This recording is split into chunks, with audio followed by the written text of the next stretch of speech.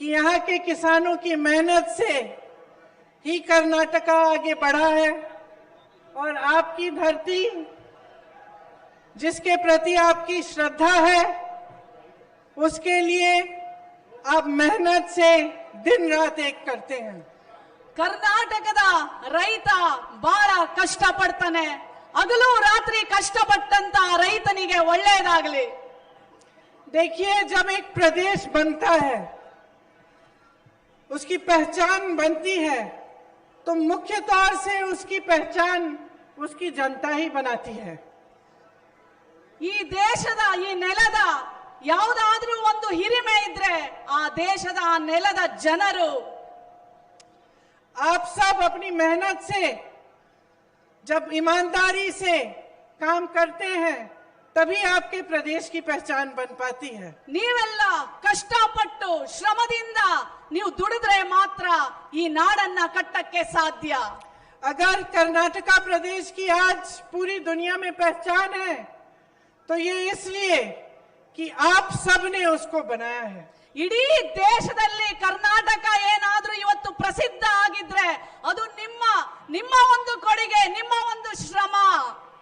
आपकी एक मजबूत पुरानी संस्कृति, आपकी सभ्यता, जिसे बसवन्ना जी जैसे महात्माओं ने, नारायण गुरु जी जैसे महात्माओं ने अपनी शिक्षा से सींचा, आपकी मेहनत, यहाँ के किसान, यहाँ के नौजवान, मेरी बहनें, आप दिन रात मेहनत करती हैं, इसीलिए आज पूरी दुनिया में कर्नाटका पहचाना जाता है। ಕರ್ನಾಟಕದಲ್ಲಿ ಹುಟ್ಟಿದಂತ ಬಸವಣ್ಣನವರು, ನಾರಾಯಣ್ ಗುರುಗಳ ಒಂದು ಏನು ಸಂಸ್ಕೃತಿ, ನಮ್ಮ ಇಡೀ ಕರ್ನಾಟಕ ಜನದ ಏನು ಆ ಸಂಸ್ಕೃತಿ ಇದೆ, ಇವತ್ತು ಈ ನಾಡಿನ ಹೆಣ್ಣು ಮಕ್ಕಳು, ಯುವಕರು ಪ್ರತಿಯೊಬ್ಬರು ಆ ಸಂಸ್ಕೃತಿಯಿಂದ ನಡ್ಕೊಳ್ತಾರೆ। ಅದರಿಂದ ಕರ್ನಾಟಕ ಇಡೀ ದೇಶದಲ್ಲೇ ಪ್ರಸಿದ್ಧ। तो जब अपना प्रदेश इतना महान है, प्रकृति की सारी देन है, जनता मेहनती है, दिन रात काम करके प्रदेश को बनाती है, बच्चे ज्यादातर शिक्षित हैं, तो फिर ये परिस्थितियां क्यों हैं कि आज कर्नाटका में जिससे भी मैं बात करती हूं, पता चलता है कि आप परेशान हैं, महंगाई की वजह से त्रस्त है, बेरोजगार है और मुश्किलों से आपका जीवन भरा है। ನಾನು ಕರ್ನಾಟಕದ ಜನರನ್ನ ನೋಡಿದಾಗ ಕರ್ನಾಟಕದ ಜನರು ಬಹಳ ವಿದ್ಯಾವಂತರು, ಕಷ್ಟಪಟ್ಟು ಮುಂದೆ ಬರುವಂತ ಜನರು। ನಾನು ಎಲ್ಲೋದ್ರು ಈಗ ಈ 5 ವರ್ಷಗಳ ಕಾಲ ಎಲ್ಲಿ ನಾನು ಯಾರನ್ನ ಮಾತಾಡಿಸಿದ್ರು ಬಹಳ ಕಷ್ಟ, ಸಂಕಷ್ಟದ ಸಮಯ। ಯಾಕೆ ಈ ತರ ಯಾಕಾಗಿದೆ ಇವಾಗ 5 ವರ್ಷಗಳ ಕೆಳಗಡೆ? देखिए, आपने सुना होगा कि एक नाम है इस सरकार का जो 3.5 सालों से आपके प्रदेश में चल रही है, 40% सरकार। ಕಡೆಯ 3 ವರ್ಷಗಳಿಂದ ಈಗ ಇರುವಂತ ಏನು ಬಿಜೆಪಿ ಸರ್ಕಾರಕ್ಕೆ 40% ಕಮಿಷನ್ ಸರ್ಕಾರ ಅಂತ ಹೇಳ್ತಾ ಇದ್ದಾರೆ। सुना है कि नहीं?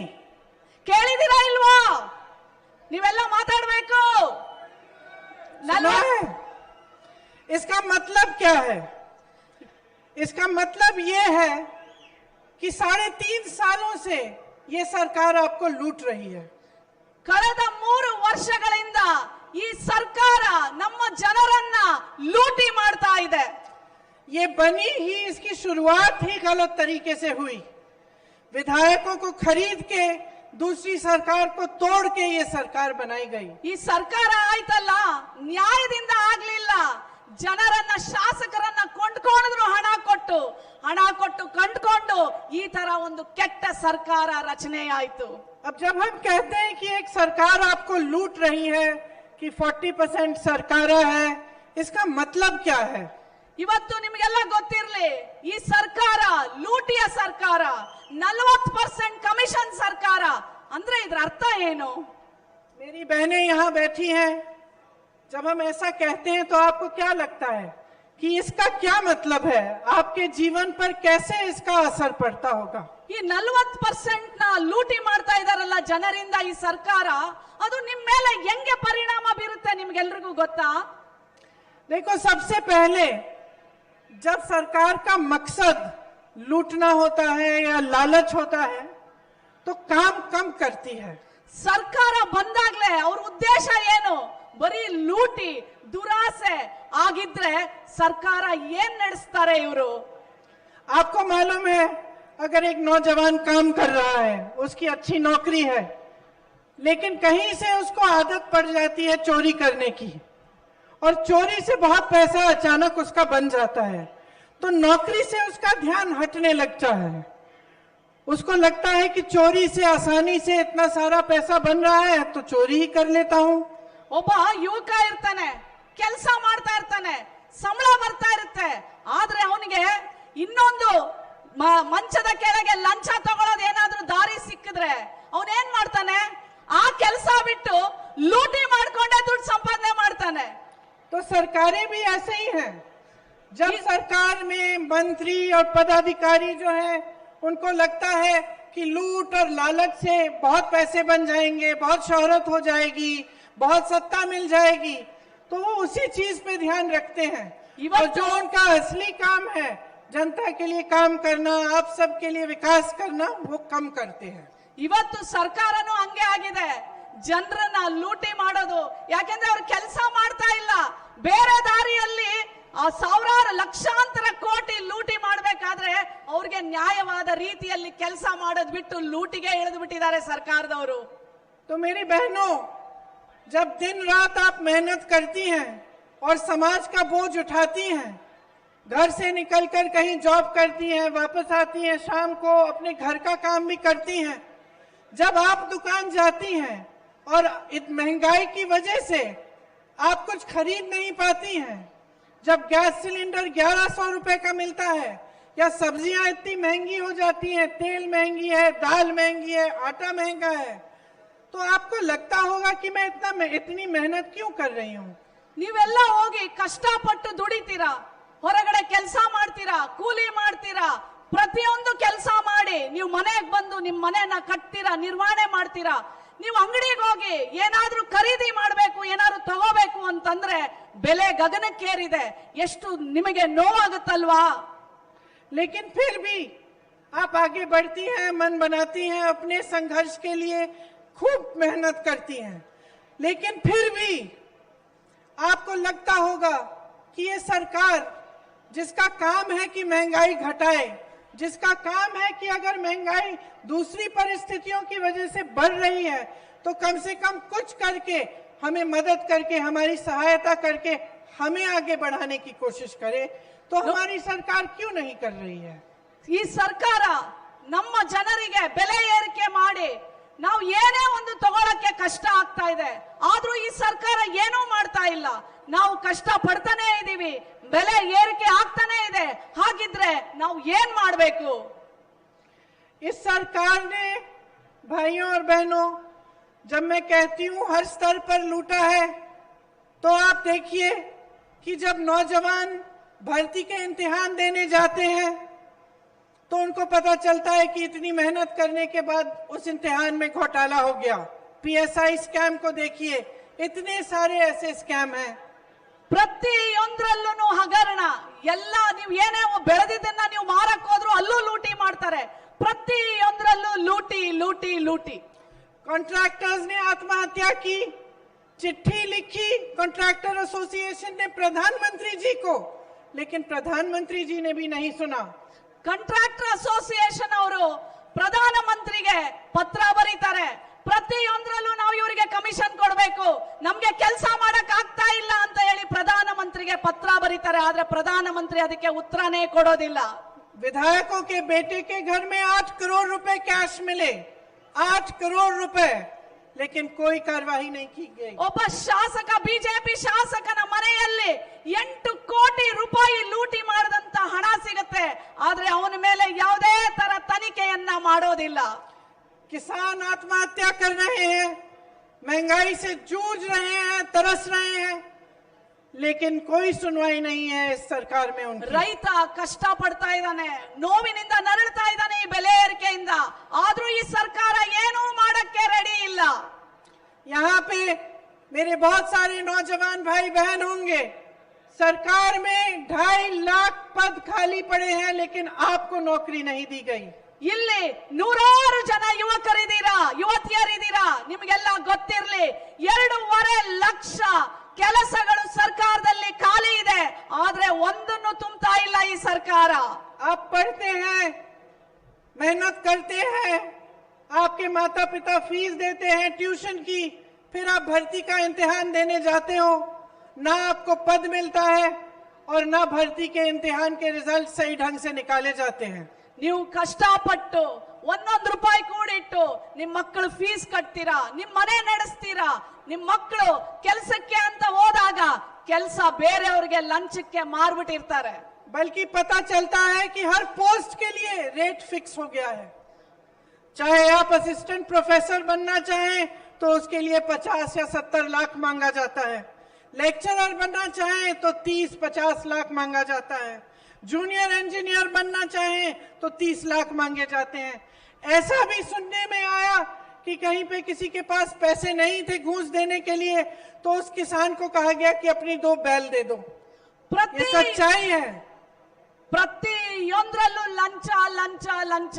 ನೀವು ಅಸಿಸ್ಟೆಂಟ್ ಇಂಜಿನಿಯರ್ ಪೋಸ್ಟ್ ಕರೆದ್ರೆ ಲಂಚ, PSI ಪೋಸ್ಟ್ ಕರೆದ್ರೆ ಲಂಚ, ಟೀಚರ್ ಪೋಸ್ಟ್ಗೆ ಲಂಚ, ಡಿಸ್ಟ್ರಿಕ್ಟ್ ಸಹಕಾರಿ ಬ್ಯಾಂಕ್ಗಳಲ್ಲಿ ಲಂಚ।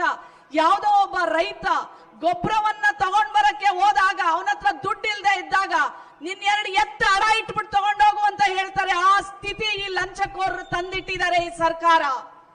ये किसानों का प्रदेश है कर्नाटका, और किसानों के लिए देखिए किस तरह से इस सरकार ने किया। ಈ ಕರ್ನಾಟಕ ರೈತರ ನಾಡು, ಆದ್ರೆ ರೈತರ ಬದುಕನ್ನ ಯಾವ ತರ ತಂದಿಟ್ಟಿದ್ದಾರೆ ಈ ಸರ್ಕಾರ ನೀವು ನೋಡಿ। 25,000 रुपए प्रति एकड़ का टैक्स लगा दिया। ಪ್ರತಿಯೊಂದು ಎಕರೆಗೆ 25,000 ತೆರಿಗೆ ಕಟ್ಟಬೇಕು ರೈತ। खाद पर 5% GST लगाया। ಅದರಲ್ಲೂ 5% GST ಕಟ್ಟಬೇಕು। ट्रैक्टरों आदि पर 12%, ಟ್ರ್ಯಾಕ್ಟರ್ ತಗೊಳಕ್ ಹೋದ್ರೆ 12% GST ಕಟ್ಟಬೇಕು। पेस्टिसाइड पे 18%, ನಾವು ಗೊಬ್ಬರ ರಸಗೊಬ್ಬರಗಳನ್ನ ತರಕ್ ಹೋದ್ರೆ ಮತ್ತೆ ಅದಕ್ಕೆ ಮತ್ತೆ GST ಹಾಕಿದ್ದಾರೆ। डीजल के दाम बढ़ गए, ಡೀಸೆಲ್ ರೇಟ್ ಜಾಸ್ತಿ ಆಗಿದೆ। DAP का दाम 1350 रुपए हो गया। DSP 1350 ರೂಪಾಯಿ ಆಗ್ಬಿಟ್ಟಿದೆ। जहां दाम बढ़ाया नहीं, वहां जो बैग के अंदर यूरिया डलता है उसको कम कर दिया। पहले 50 किलो का बैग मिलता था, अब उतने ही पैसों के लिए आपको 45 का मिलता है। ಪಹಲೆ ಈಗ ರಸಗೊಬ್ಬರಗಳದು ಫರ್ಟಿಲೈಸರ್ಗಳದು ನೀವು ಏನು ರೈತರು ಯೂಸ್ ಮಾಡ್ತೀರಾ ನಿಮ್ಮ ಬೆಳೆಗೋಸ್ಕರ ಪ್ರತಿಯೊಂದರಲ್ಲೂ ಬೆಲೆಗಳನ್ನ ಜಾಸ್ತಿ ಮಾಡಿಬಿಟ್ಟಿದ್ದಾರೆ। बड़े बड़े वादे किए थे आपको कि MSP बढ़ाई जाएगी, कि आपकी आमदनी दुगनी होगी, लेकिन आमदनी दुगनी सिर्फ सरकार में जो है मंत्री जो पद रखते हैं उनकी आमदनी दुगनी हुई, बल्कि 4 गुनी 10 गुना हो गया होगा। ಎಂತೆಂತ ಮಾತು ಕೊಟ್ಟಿದ್ರು ರೈತರಿಗೆ, ನಿಮಗೆ ಕನಿಷ್ಠ ಬೆಲೆಯನ್ನ ನಾವು ಹೆಚ್ಚಿಗೆ ಮಾಡ್ತೀವಿ, ಎಕರೆಗೆ ದುಡ್ಡು ಕೊಡೋದು ಅಂತ ಹೇಳಿದ್ರು, ಪ್ರತಿಯೊಂದು ಸರಕುಗಳ ಬೆಲೆಗಳನ್ನ ಕಡಿಮೆ ಮಾಡ್ತೀವಿ ಅಂತ ಹೇಳಿದ್ರು। ಇವತ್ತು ಕಡಿಮೆ ಆಗಿಲ್ಲ, ಅದನ್ನ 2ರಷ್ಟು ಡಬಲ್ ಆಗೋಗಿದೆ ಇವತ್ತು ಎಲ್ಲದರ ಖರ್ಚು। जहां बाकी प्रदेशों में 3,500 से 4,000 पर क्विंटल FRP मिलता है, यहाँ आपको सिर्फ 2,750 मिलता है। ಬೇರೆ ಬೇರೆ ರಾಜ್ಯಗಳಲ್ಲಿ ಒಂದು ಎಕರೆಗೆ 4,500 ಇಂದ 3,500 ನಮಗೆ ಬೆಂಬಲ ಬೆಲೆ ಸಿಕ್ಕಿದ್ರೆ ಇಲ್ಲಿ ಬರೀ 2,500 ರೂಪಾಯಿ ಸಿಗ್ತಾ ಇದೆ। आपके चीनी का मिल है यहाँ, उसका निजीकरण करने की कोशिश हो रही है। ಇಲ್ಲಿ ಸಕ್ಕರೆಯ ಫ್ಯಾಕ್ಟರಿಗಳಿದಾವೆ, ಅದನ್ನು ಖಾಸಗೀಕರಣ ಮಾಡಕ್ಕೆ ಯೋಚನೆ ಮಾಡ್ತಾ ಇದ್ದಾರೆ। कांग्रेस पार्टी उसे होने नहीं देगी। ಕಾಂಗ್ರೆಸ್ ಪಕ್ಷ ಮಾತ್ರ ಆ ತರ ಮಾಡೋದಕ್ಕೆ ಬಿಡೋದೇ ಇಲ್ಲ। आपके साथ धोखा नहीं होने देंगे। ನಿಮ್ ಜೊತೆ ಧೋಖಾ ಮಾಡ್ಲಿಕ್ಕೆ ಈ ಸರ್ಕಾರನ ಕಾಂಗ್ರೆಸ್ ಪಕ್ಷ ಬಿಡೋದಿಲ್ಲ। क्योंकि बहुत धोखा हो गया है, बहुत चोरी हो गई है, ತುಂಬಾ ಲೂಟಿ ಆಗಿದೆ, ತುಂಬಾ ಮೋಸ ಆಗಿದೆ ಕರ್ನಾಟಕದ ಜನರ ಜೊತೆ। और भ्रष्टाचार का सिर्फ ये नतीजा नहीं है, बहुत और नतीजे हैं। खास तौर से जब हम रोजगार की बात करते हैं, ನಾವು ಭ್ರಷ್ಟಾಚಾರ ಎಷ್ಟಾಗಿದೆ ಅಂತಂದ್ರೆ ಇವತ್ತು ನಿರುದ್ಯೋಗ ಕೆಲಸನೇ ಇಲ್ಲ। IT में, मोबाइल में, ऑटोमोबाइल्स में, टेक्नोलॉजी में, इलेक्ट्रॉनिक्स में कर्नाटक सबसे आगे होता था। ಕರ್ನಾಟಕ ಮೊದಲು ಐಟಿಯಲ್ಲಿ, ಆಟೋಮೊಬೈಲ್ ಅಲ್ಲಿ, ಮತ್ತೆ ಕಂಪ್ಯೂಟರ್ ಡಿಜಿಟಲ್ ಸಿಸ್ಟಮ್ ಅಲ್ಲಿ ಪ್ರತಿಯೊಂದರಲ್ಲೂ ಕರ್ನಾಟಕ ಮೊದಲು ಬಹಳ ಮುಂದೆ ಇರ್ತಿತ್ತು. जिनको प्रदेशों में कहते हैं ना मॉडल स्टेट, हम तो कह सकते हैं कि यहाँ पे सुपर मॉडल स्टेट था कर्नाटक। ಮೊದಲು ಕರ್ನಾಟಕವನ್ನ ಮಾಡೆಲ್ ಸ್ಟೇಟ್ ಅಂತ ಇರಲಿಲ್ಲ, ಸೂಪರ್ ಮಾಡೆಲ್ ಸ್ಟೇಟ್ ಅಂತ ಕರೀತಾ ಇದ್ರು. आईटी में नंबर 1, ಐಟಿಯಲ್ಲಿ ನಂಬರ್ 1ನೇ ರಾಜ್ಯ ಅಂದ್ರೆ ಅದು ಕರ್ನಾಟಕ. जॉब्स में नंबर 1 था, जॉब्स में नंबर 1 था। ಜಾಬ್ ಕೆಲಸಗಳಲ್ಲಿ ಸೃಷ್ಟಿ ಮಾಡೋದ್ರಲ್ಲಿ ನಮ್ಮ ರಾಜ್ಯ ಮೊದಲನೇ ಸ್ಥಾನದಲ್ಲಿತ್ತು. स्टार्टअप्स में नंबर 1, ಎಲ್ಲದರಲ್ಲೂ ಮೊದಲನೇ ಸ್ಥಾನದಲ್ಲಿತ್ತು. बाहर से जो निवेश आता था उसमें भी हम सबसे आगे थे। ಹೊರ ದೇಶದಿಂದ ಕಂಪನಿಗಳು ಬಂದು ಇಲ್ಲಿ ಹೂಡ್ತಾ ಇದ್ರು, ಹಲವಾರು ಕೆಲಸಗಳನ್ನ ಕೊಡ್ತಾ ಇತ್ತು, ಅದರಲ್ಲೂ ನಂಬರ್ 1 ರಾಜ್ಯ ಕರ್ನಾಟಕವಾಗಿತ್ತು. शिक्षा में, टेक्नोलॉजी में, सब में नंबर 1 था। ಶಿಕ್ಷಣದಲ್ಲಿ, ಟೆಕ್ನಾಲಜಿಯಲ್ಲಿ ಕರ್ನಾಟಕ ರಾಜ್ಯ ಯಾವುದ್ರಲ್ಲಾದ್ರೂ ತಗೊಳ್ಳಿ ಮೊದಲು ನಂಬರ್ 1 ಸ್ಥಾನದಲ್ಲಿತ್ತು.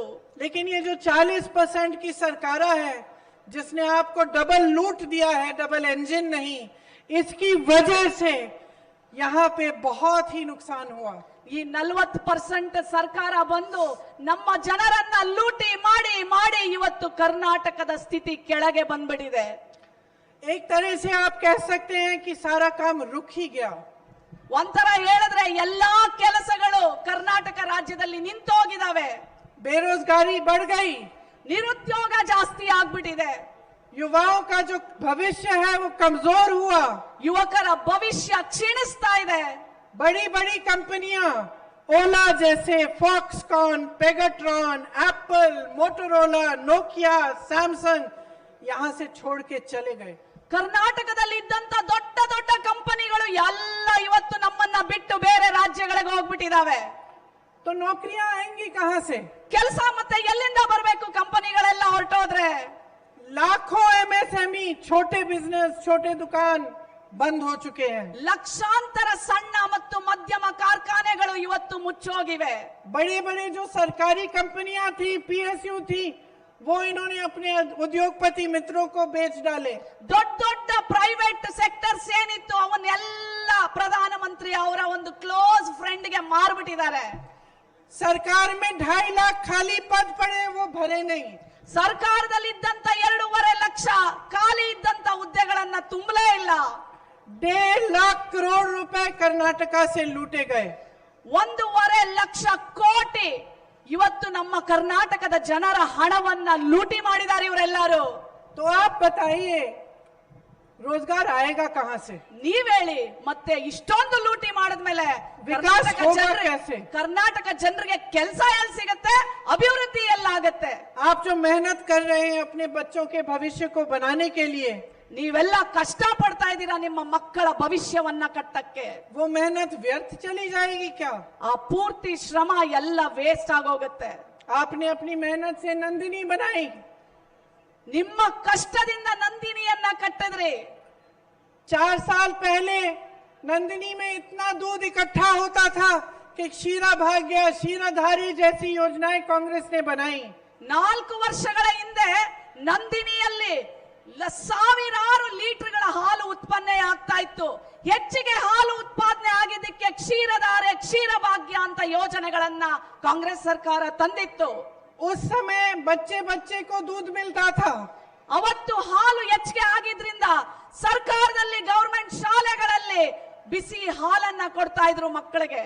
5 रुपए प्रति लीटर आपको सब्सिडी मिलती थी। ಪ್ರತಿ ಲೀಟರ್ ಹಾಲಿಗೆ 5 ರೂಪಾಯಿ ಸಬ್ಸಿಡಿ ಕೊಡ್ತಾ ಇದ್ರು ಸರ್ಕಾರದವರು. अब ये लोग कहते हैं कि नंदिनी में दूध इकट्ठा ही नहीं हो रहा है। ಈ ಬಿಜೆಪಿ ಸರ್ಕಾರ ಇವಾಗ ಏನ್ ಹೇಳ್ತಾ ಇದೆ ಅಂದ್ರೆ ನಂದಿನಿನಲ್ಲಿ ಹಾಲೇ ಇಲ್ಲ ಅಂತ ಹೇಳ್ತಾ ಇದ್ದಾರೆ. चाहते हैं कि आपकी नंदिनी, कर्नाटका की नंदिनी गुजरात के अमूल में मर्ज हो जाए। ನಮ್ಮ ನಂದಿನಿ, ಕರ್ನಾಟಕದ ನಮ್ಮ ನಂದಿನಿ ಹಾಲನ್ನ ಇವತ್ತು ಗುಜರಾತ್ ನ ಅಮೂಲ್ ಒಳಗಡೆ ಮಿಕ್ಸ್ ಮಾಡಕ್ಕೆ ಪ್ರಯತ್ನ ಮಾಡ್ತಾ ಇದ್ದಾರೆ. और जानबूझ के फैलाया जाता है कि नंदिनी से दूध इकट्ठा नहीं हो रहा है, हम गुजरात का कोऑपरेटिव ला रहे हैं। ಯಾಕೆ ನೀವು ಅಮೂಲ್ ನ ಮಿಕ್ಸ್ ಮಾಡ್ತಾ ಇದ್ದೀರಾ ನಂದಿನಿಗೆ ಅಂತ ಹೇಳಿದ್ರೆ, ನಂದಿನಿಯಲ್ಲಿ ಹಾಲಿಲ್ಲ ಅಂತ ಹೇಳಿ ನಮಗೆ ನಿಮಗೆ ಸುಳ್ಳು ಭರವಸೆಗಳನ್ನ ಹೇಳ್ತಾ ಇದ್ದಾರೆ. तो इस तरह से कैसे आगे बढ़ेंगे आप? ಈ ತರ ಮಾಡಿದ್ರೆ ಕರ್ನಾಟಕ ಹೇಗೆ ಮುಂದೆ ಹೋಗಕ್ಕಾಗತ್ತೆ? आपको अपने भविष्य के लिए बहुत गंभीरता से सोचना पड़ेगा. ನಿಮ್ಮ ಭವಿಷ್ಯಕ್ಕೋಸ್ಕರ ನೀವು ಗಂಭೀರವಾಗಿ ಯೋಚನೆ ಮಾಡಬೇಕು. ये हम लोगों के भविष्य की बात नहीं है, ಇದು नेताओं की, पार्टियों की, सरकारों की. ಇದು ये आपके भविष्य की बात है, आपके बच्चों के भविष्य की बात है. ಇದು ನಮ್ಮೆಲ್ಲರ ಭವಿಷ್ಯ ಅಲ್ಲ, ಇದು ನಿಮ್ಮ ಭವಿಷ್ಯ, ನಿಮ್ಮ ಮಕ್ಕಳ ಭವಿಷ್ಯ, ನಿಮ್ಮೆಲ್ಲರ ಭವಿಷ್ಯ ಈಗ ಇದೆ. कांग्रेस की सरकार ने अन्न भाग्य दिया आपको, क्षीर भाग्य दिया, पशु भाग्य दिया जानवरों के लिए, कृषि भाग्य दिया किसानों के लिए, आरोग्य भाग्य दिया आपके स्वास्थ्य के लिए, विद्याश्री दी आपकी शिक्षा के लिए, और इंदिरा कैंटीन आपके खाने के लिए दी. ಇವತ್ತು ಕರ್ನಾಟಕ ಸರ್ಕಾರ, ಕಾಂಗ್ರೆಸ್ ಸರ್ಕಾರ ನಿಮಗೆ ಅನ್ನಭಾಗ್ಯ, ಕ್ಷೀರಭಾಗ್ಯ, ಕ್ಷೀರಧಾರೆ, ಇಂದಿರಾ ಕ್ಯಾಂಟೀನ್, ಆರೋಗ್ಯ ಭಾಗ್ಯ ಎಲ್ಲ ಭಾಗ್ಯಗಳ ಸುರಿಮಳೆ ನಿಮಗೋಸ್ಕರ ತಂದಿತ್ತು. और आज भी आपके सामने 100% विकास की गारंटी लेके हम आ रहे हैं. ಇವತ್ತು ನಾವು ನಿಮಗೆ 100% ಅಭಿವೃದ್ಧಿಯ ಒಂದು ಪ್ರಾಮಿಸ್ ತಗೊಂಡು ನಾವಿಲ್ಲಿ ಬಂದಿದ್ದೀವಿ. ये जो 2.5 लाख सरकारी पद हैं जो खाली पड़े हैं, इनको हम भरेंगे. ಈ 2.5 ಲಕ್ಷ ಖಾಲಿ ಏನಿದೆ ಸರ್ಕಾರದಲ್ಲಿ ನೌಕರಿಗಳು, ಕೆಲಸಗಳು, ಅದನ್ನೆಲ್ಲ ನಾವು ತುಂಬುತ್ತೀವಿ. गृह लक्ष्मी की एक योजना बनेगी जिससे मेरी बहनों आप सबको 2,000 रुपए हर महीने दिए जाएंगे ताकि आप महंगाई का सामना कर पाएं. ಗೃಹಲಕ್ಷ್ಮಿ ಯೋಜನೆಯಿಂದ ಮನೆಯ ಹೆಣ್ಣು ಮಗಳಿಗೆ, ಮನೆಯ ಒಡತಿಗೆ 2,000 ರೂಪಾಯಿ ಪ್ರತಿ ತಿಂಗಳು ನಿಮ್ಮ ಅಕೌಂಟ್ಗೆ ಬರುತ್ತೆ. ನಿಮ್ಮ ಬೆಲೆ ಏರಿಕೆಯನ್ನ ನೀವು ಸುಧಾರಿಸ್ಕೋಬಹುದು. गृह ज्योति योजना लाएंगे जिससे 200 यूनिट बिजली आपको फ्री मिलेगी. ಗೃಹ ಜ್ಯೋತಿ ಯೋಜನೆಯಲ್ಲಿ ನಿಮಗೆ 200 ಯೂನಿಟ್ ಕರೆಂಟ್ ಫ್ರೀ ಅನ್ನಾಗಿ ಕೊಡಲಾಗುತ್ತದೆ. अन्ना भाग्य में आपको 10 किलो चावल मिलेगी. ಅನ್ನ ಭಾಗ್ಯದಲ್ಲಿ ಪ್ರತಿಯೊಬ್ಬರಿಗೆ 10 ಕೆಜಿ ಅಕ್ಕಿಯನ್ನ ನಿಮ್ಮ ಮನೆಗೆ ಕೊಡಲಾಗುತ್ತದೆ. नौजवानों के लिए युवा निधि बनाई जाएगी. जिसके पास ग्रेजुएशन है, सर्टिफिकेट है, ग्रेजुएट हो चुका है लेकिन नौकरी नहीं है, उसको 3,000 रुपए हर महीने दिए जाएंगे. ಯುವಕರಿಗೆ, ಯಾರಿಗೆ ಕೆಲಸ ಇಲ್ಲ, ಯಾರು ಗ್ರಾಜುಯೇಷನ್ ಡಿಗ್ರಿ ಮುಗಿಸಿದ್ದಾರೆ ಅವರಿಗೆ ಯುವ ನಿಧಿ ಅಡಿ 3,000 ಅವರ ಅಕೌಂಟ್ಗೆ ಹಾಕಲಾಗುತ್ತದೆ. जिसके पास डिप्लोमा है उसको 1,500 रुपए हर महीने मिलेंगे. ಯಾರಿಗೆ ಡಿಪ್ಲೊಮಾ ಹೋಲ್ಡರ್ಸ್ ಇದ್ದೀರಾ ಅವರಿಗೆ ಕೆಲಸ ಇಲ್ಲ, ಅವರಿಗೆ ಅವರ ಅಕೌಂಟ್ಗೆ 1,500 ರೂಪಾಯಿನ ಕೊಡಲಾಗುತ್ತದೆ. नंदिनी को मजबूत किया जाएगा. ನಂದಿನಿಯನ್ನ ಮತ್ತೆ ಇನ್ನಷ್ಟು ಗಟ್ಟಿಯಾಗಿ ಆ ಸಹಕಾರಿ ಸಂಘವನ್ನ ಮಾಡಲಾಗುತ್ತದೆ. मेरी आंगनवाड़ी की बहनें, आपकी जो मानदेय है वो 15,000 रुपए बनाई जाएगी. ಅಂಗನವಾಡಿಯ ಕಾರ್ಯಕರ್ತೆಯರು ಅವರಿಗೆ ಆಶ್ವಾಸನೆ ಕೊಡ್ತೀವಿ, ಅವರ ಸಂಬಳವನ್ನ 15,000ಕ್ಕೆ ಹೆಚ್ಚಳ ಮಾಡ್ತೀವಿ ಅಂತ. मिनी आंगनवाड़ी की 10,000 बनेगी. ಚಿಕ್ಕ ಚಿಕ್ಕ ಅಂಗನವಾಡಿಯವರಿಗೆ 10,000 ರೂಪಾಯಿ ಸಂಬಳವನ್ನ ಮಾಡಲಾಗುತ್ತದೆ. आशा बहुओं के लिए 8,000 रुपए. ಆಶಾ ಕಾರ್ಯಕರ್ತರಿಗೆ 8,000 ಸಂಬಳ. और रिटायरमेंट पर आंगनवाड़ियों के लिए 3 लाख रुपए. और जो मिनी आंगनवाड़ी की है उनके लिए 2 लाख रुपए मिलेंगे. ರಿಟೈರ್ಮೆಂಟ್ ಆದಾಗ ಅಂಗನವಾಡಿ ಕಾರ್ಯಕರ್ತರಿಗೆ 3 ಲಕ್ಷ ನಿಮಗೆ ಕೊಡಲಾಗುತ್ತದೆ. ಮತ್ತೆ ಚಿಕ್ಕ ಚಿಕ್ಕ ಅಂಗನವಾಡಿ ಕಾರ್ಯಕರ್ತರಿಗೆ 2 ಲಕ್ಷ ಕೊಡಲಾಗುತ್ತದೆ ರಿಟೈರ್ಮೆಂಟ್ ಆದ್ಮೇಲೆ. अगर इन सब स्कीमों को जोड़ा जाए तो लगभग 8,500 रुपए प्रति माह हर परिवार का फायदा होगा. ಇದೆಲ್ಲ ನೀವು ಲೆಕ್ಕ ಹಾಕಿದ್ರೆ ಪ್ರತಿ ತಿಂಗಳು ಒಂದು ಮನೆಗೆ 8,500 ರೂಪಾಯಿ ಕಾಂಗ್ರೆಸ್ ಪಕ್ಷ ನಿಮಗೆ ಕೊಡ್ತದೆ. बहनों और भाइयों, इस सरकार ने कर्नाटका से 1.5 लाख करोड़ रुपए लूटे. कांग्रेस पार्टी 1.5 लाख करोड़ रुपए कृषि के आधुनिकीकरण में डालेगी.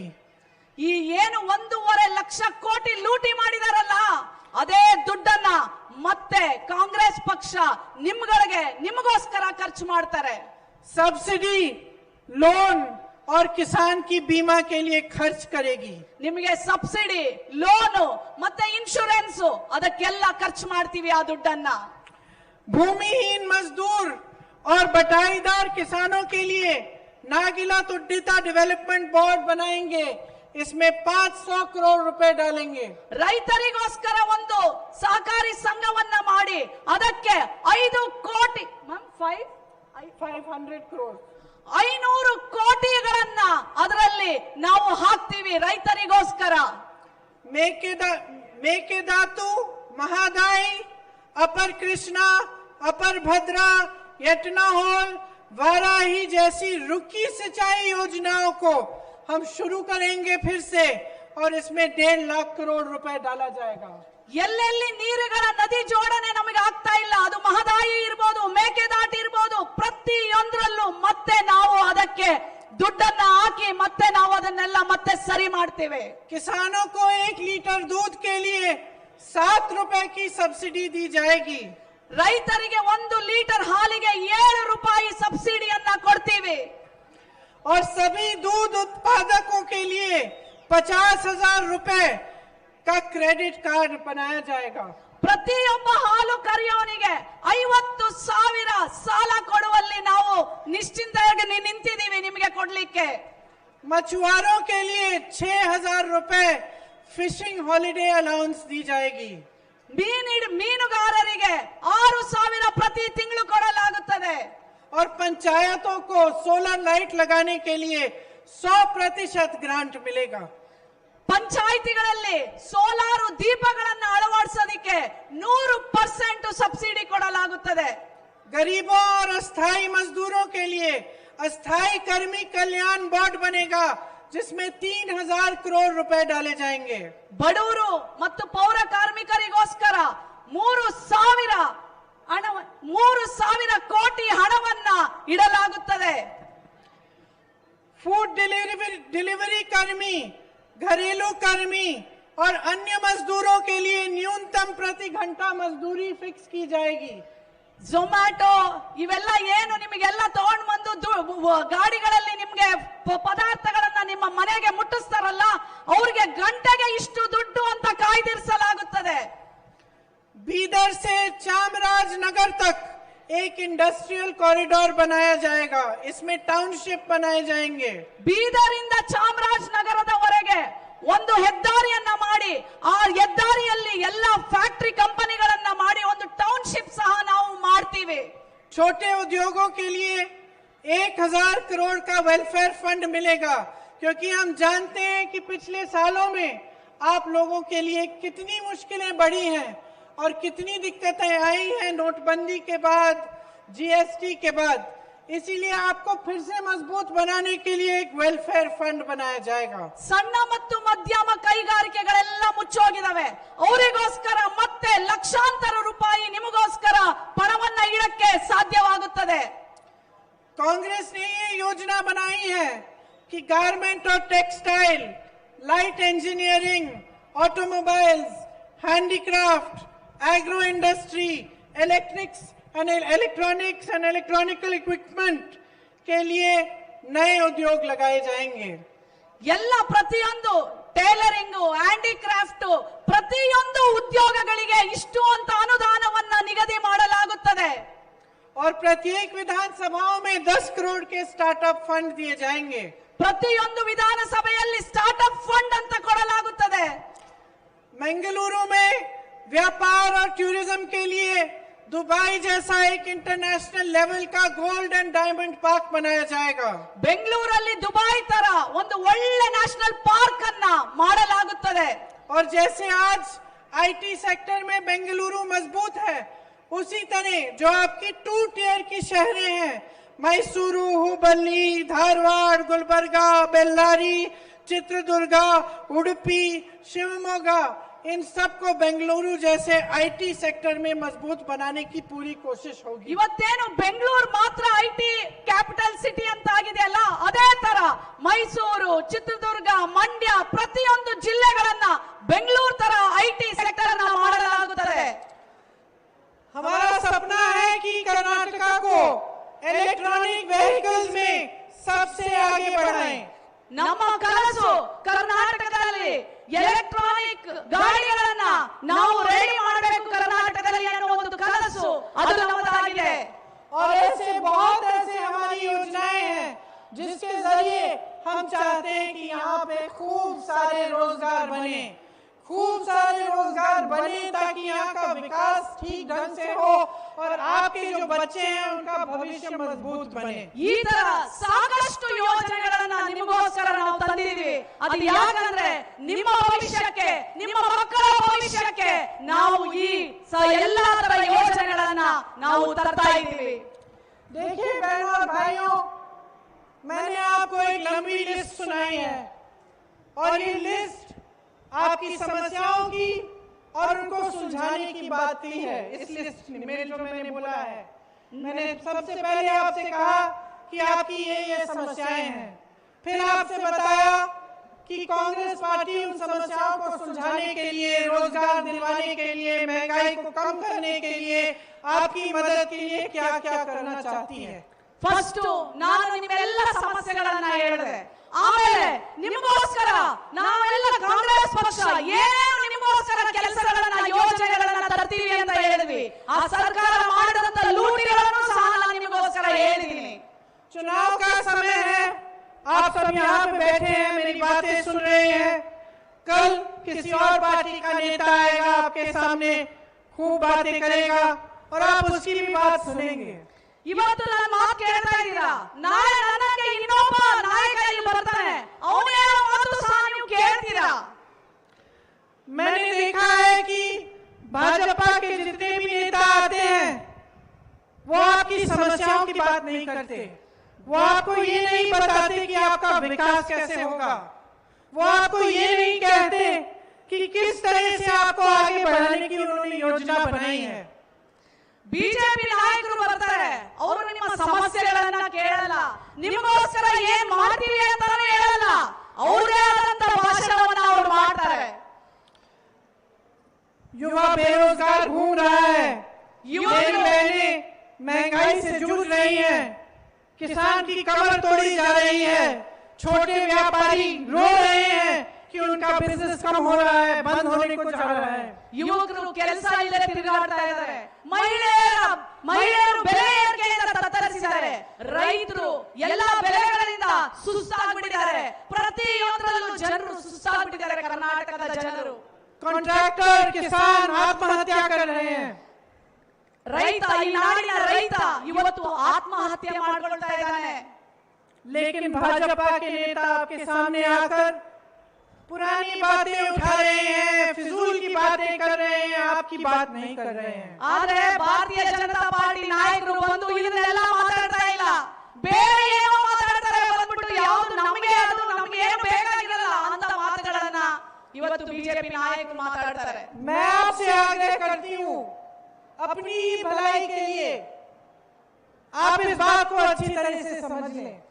ನಿಮ್ಮ ಒಳ್ಳೆಯದಕ್ಕೆ ನೀವು ಈ ಮಾತನ್ನ ಸರಿಯಾಗಿ ತಿಳ್ಕೊಳ್ಳಿ. कि चुनाव में आपकी बात होनी चाहिए, ಚುನಾವಣೆಯಲ್ಲಿ ನಿಮ್ಮದು ಮುದ್ದೆ ಇರಬೇಕು, ನಿಮ್ಮ ಮಾತುಗಳಂತೆ ನಡೀಬೇಕು, आपकी समस्याओं को हल करने की बात होनी चाहिए। ನಿಮ್ಮ ಸಮಸ್ಯೆಗಳಿಗೆ ನಾವು ಏನಾದರೂ ಯೋಜನೆಗಳನ್ನು ತರಬೇಕು. मैं भाजपा, उनके प्रधानमंत्री, उनके तमाम मंत्री और उनके सारे नेताओं से चुनौती देती हूँ।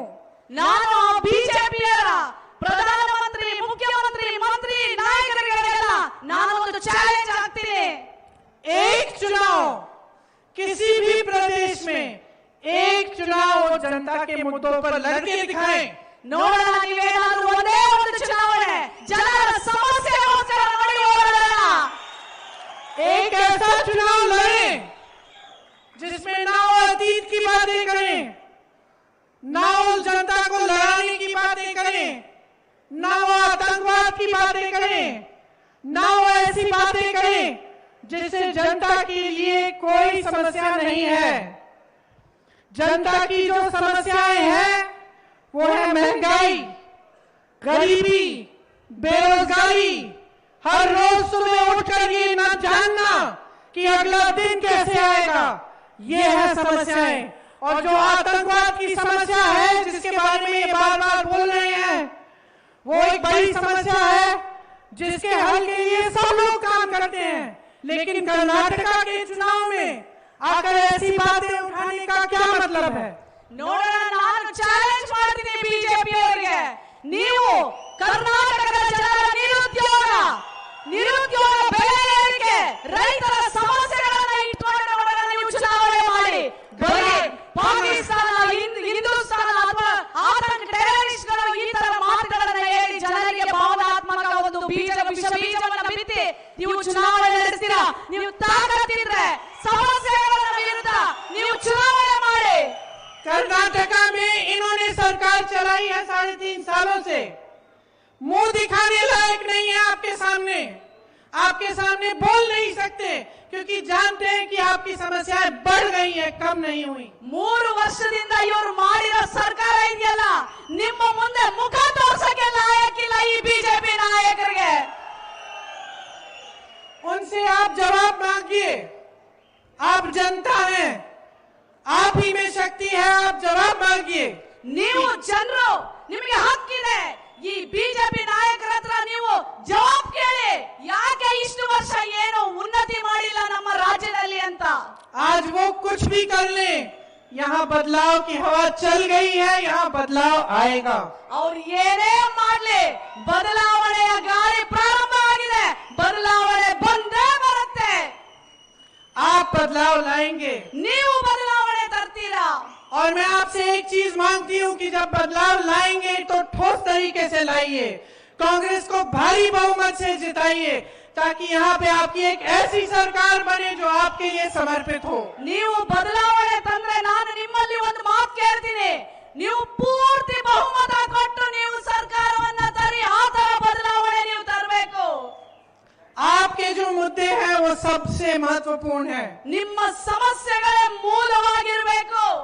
चाहे कांग्रेस पार्टी के नेता हो, चाहे भाजपा के नेता हो, चाहे अन्य पार्टी के हो, आपकी जिम्मेदारी है कि आप जागरूक बने और आप उनसे जवाब मांगे. ಯಾವುದೇ ನಾಯಕರಾಗಿರ್ಲಿ, ಅದು ಕಾಂಗ್ರೆಸ್ ನಾಯಕರಾಗಿರ್ಲಿ, ಬಿಜೆಪಿ ನಾಯಕರಾಗಿರ್ಲಿ, ಯಾವುದೇ ಪಾರ್ಟಿ ನಾಯಕರಾಗಿರ್ಲಿ, ನಿಮ್ಮ ಸಮಸ್ಯೆಯೇ ಮೊದಲ ಮಂತ್ರ. ನಿಮ್ಮ ಸಮಸ್ಯೆಗಳೇ ಅವರು ಆಲಿಸಬೇಕು, ನಿಮಗೋಸ್ಕರ ಅವರು ಬದಲಾವಣೆಯನ್ನ ತರಬೇಕು. बीजेपी की सरकार ने आपके लिए अगर कुछ नहीं किया है, इनको निकाल दीजिए, बदल डालिए सरकार. ಈ ಬಿಜೆಪಿ ಸರ್ಕಾರ ನಿಮಗೋಸ್ಕರ ಏನು ಮಾಡಿಲ್ಲ, ಬದಲಾವಣೆ ತನ್ನಿ, ಬದಲಾಯಿಸಿ ಸರ್ಕಾರನ. अपने भविष्य को मजबूत बनाइए, कांग्रेस के उम्मीदवारों को जिताइए और आगे बढ़िए. ನಿಮ್ಮ ಭವಿಷ್ಯವನ್ನ ಕಟ್ಟಿ, ಕಾಂಗ್ರೆಸ್ ಪಕ್ಷವನ್ನ ತನ್ನಿ, ಅಭಿವೃದ್ಧಿಯನ್ನ ತರೋಣ. ये प्रदेश आपका है, इसकी हिफाजत, इसकी सुरक्षा आपके हाथों में है. और इसकी सुरक्षा, आपकी सुरक्षा तब आएगी जब आपका पेट भरेगा, आप रोजी रोटी कमा पाएंगे, आप अपने बच्चों के भविष्य को मजबूत बना पाएंगे. ಈ ಮಣ್ಣು ನಿಮ್ದು, ನೀವು ಕಾಪಾಡಬೇಕು. ನೀವು ಯಾವಾಗ ದುಡಿದು ನಿಮ್ಮ ಹೊಟ್ಟೆಯನ್ನ ತುಂಬಿಸ್ಕೊಂಡು ನಿಮ್ಮ ಮಕ್ಕಳ ಭವಿಷ್ಯವನ್ನ ಕಟ್ತೀರಾ, ಅವಾಗ ನಿಜವಾದ ಬದಲಾವಣೆ ಸಾಧ್ಯ. आप सबको बहुत बहुत धन्यवाद कि आपने ध्यान से मेरी बातें सुनी. ನಿಮ್ಮೆಲ್ಲರಿಗೂ ನನ್ನ ಧನ್ಯವಾದ. ನನ್ನ मेरे साथ एक बार कहिए, जय कर्नाटका, जय कर्नाटका, जय कर्नाटका.